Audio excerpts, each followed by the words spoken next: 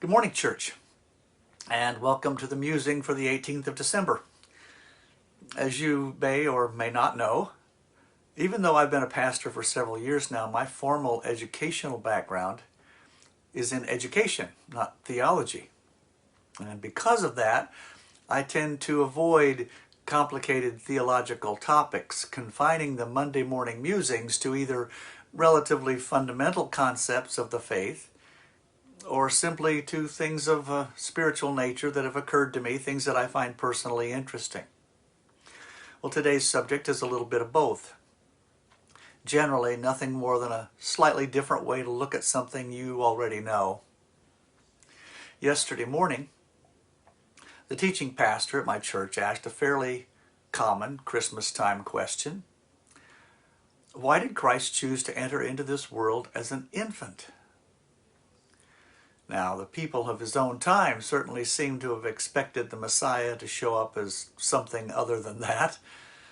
A conquering hero, a liberator, perhaps a military figure. The expectation was that the Messiah would arrive upon the scene and reestablish the kingdom of Israel in all its ancient glory. A baby born in poverty to an unwed mother in a stable, for heaven's sakes? That doesn't seem to make sense. Surely God would come in power and might to fulfill the prophecies of deliverance. And he did. He did. Anyone who has ever had a child, any mother, any father, knows that this new life has incredible power over you. From the very instant of birth, nothing is more important than the well-being and comfort of your baby. His needs become your priorities. His wants become your commands. His happiness becomes your greatest desire. That's power. But it's a very special sort of power. We too often perceive power as the ability to make somebody do what they don't want to do. We see this kind of power all the time, all around us, in our workplaces, in government, all through society. We don't want to send a big chunk of our income to the IRS. We don't want to work overtime for our bosses. But these people are in a position to harm us if we don't do as we're told, so we bend to their power over us. A newborn child has no power to harm us.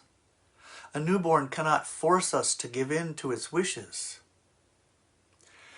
We protect and care for and feed and clothe our baby not because we are coerced from the outside, but because we are changed on the inside.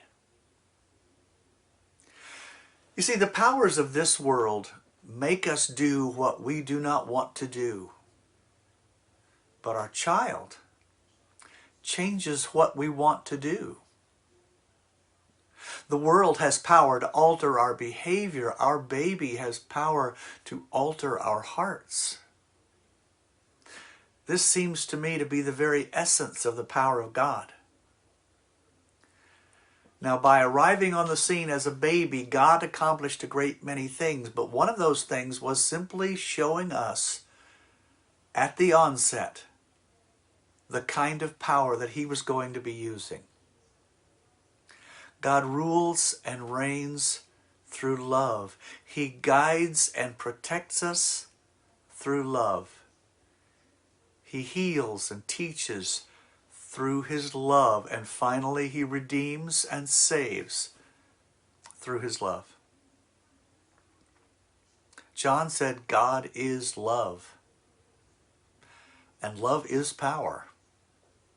A power far greater than threats and coercion could ever be. God love you all.